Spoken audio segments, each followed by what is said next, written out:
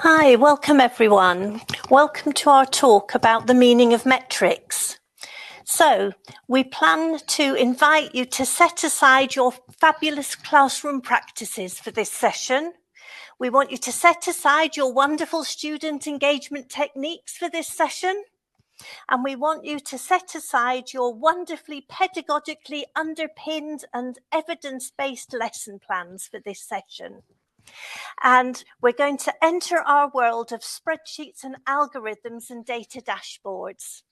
So we're three researchers from Bournemouth University, which is the south coast of the UK. I am a National Teaching Fellow from 2014. Really thrilled to be here. And I'm on our national committee in the UK, and I lead the NTF roadshows. And with me, I've got my colleagues, David, who's from our business school, and Andrew, who's from our Faculty of Science and Technology.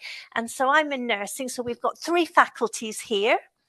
And we're going to now start to explore the meaning of metrics.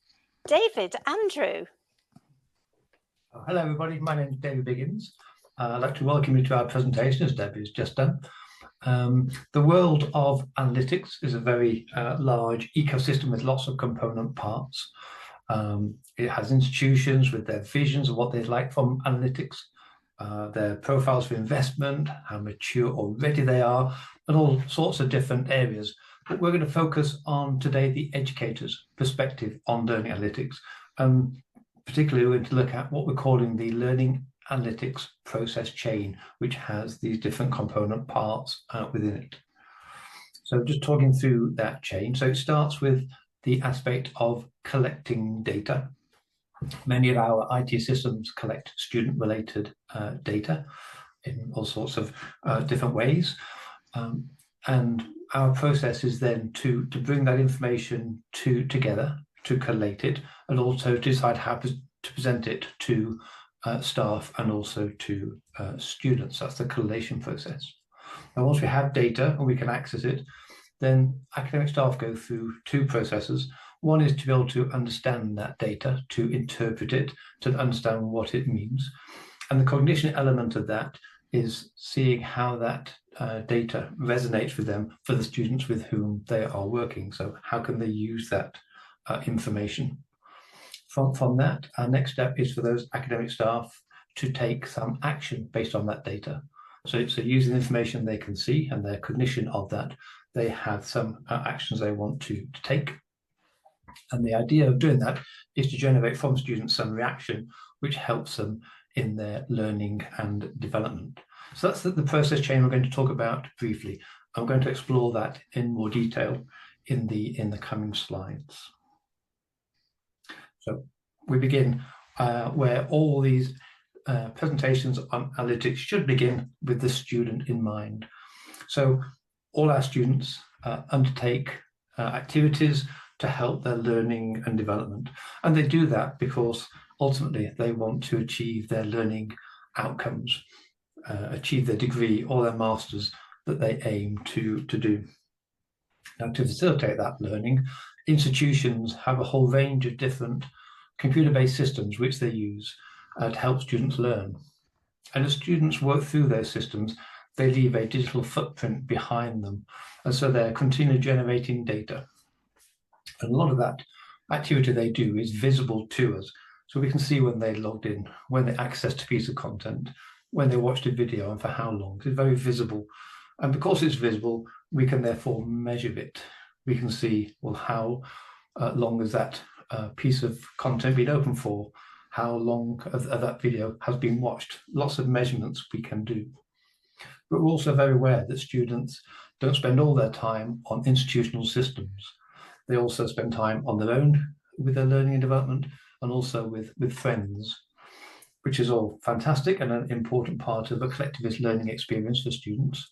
But a lot of that activity that's going on is not visible to us.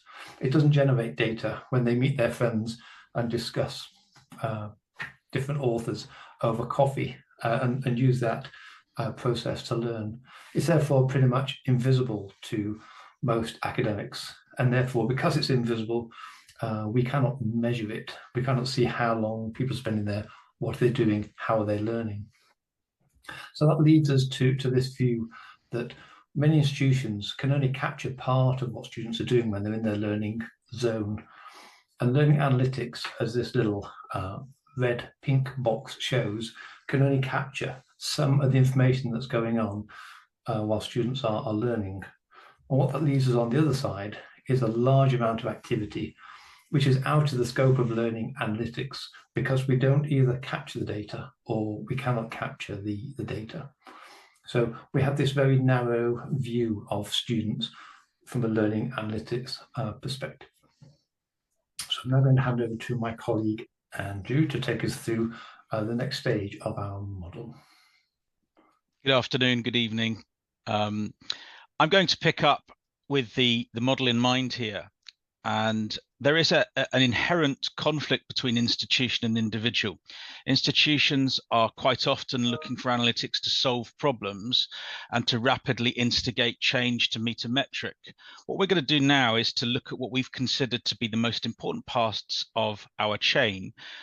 So David, if you can bring up the next slide, we'll talk about the whole concept of interpretation, analysis, and decision making.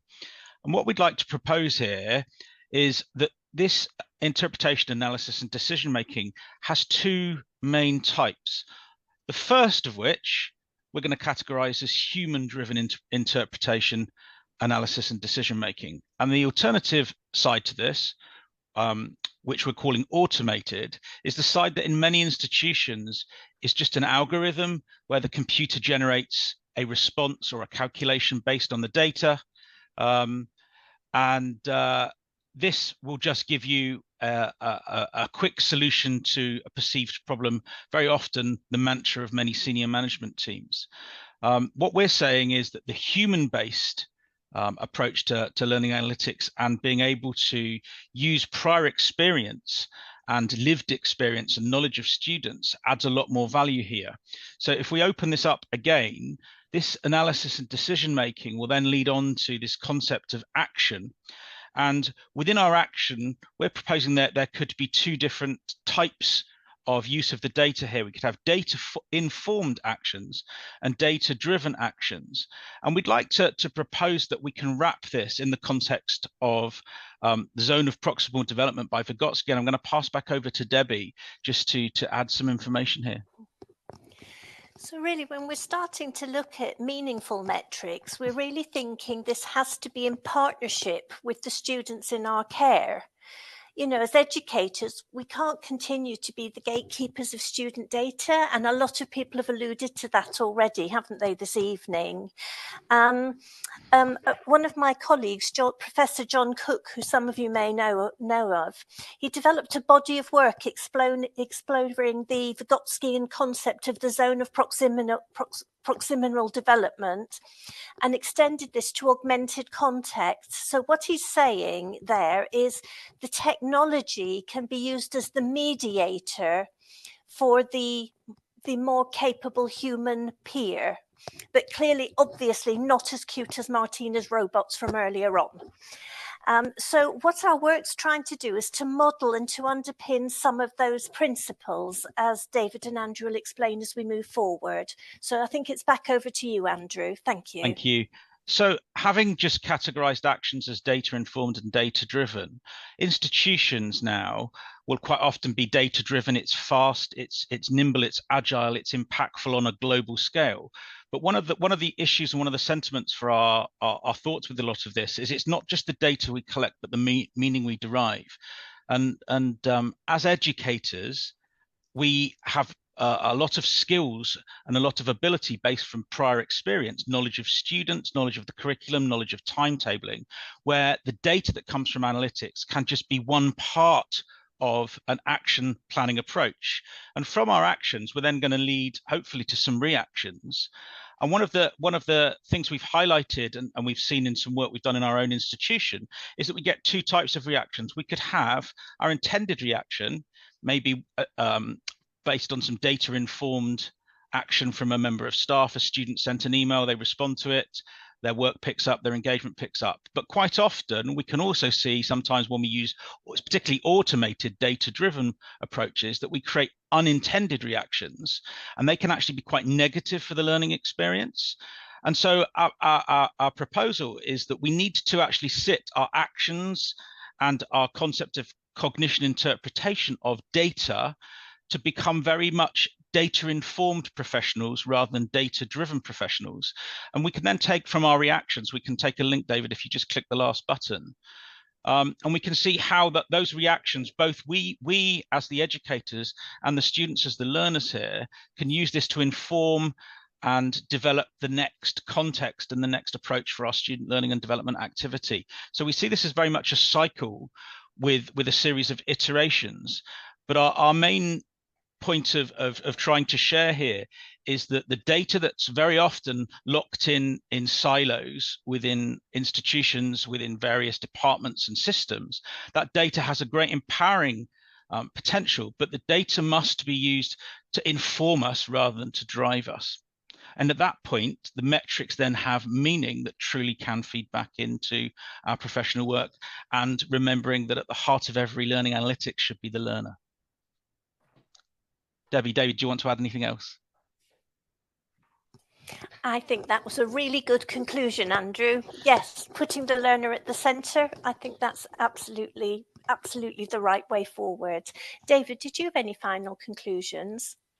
Only to probably ask the audience if they would like to get involved in this research and engage with us about it. We put up on this Padlet some slides, and the image and all our sources are on there. We're really interested to hear what our colleagues think about this concept, about this process chain that we're developing, about being data-driven and data-informed, and also about the unintended consequences of analytics, and perhaps how successful our intended consequences have been.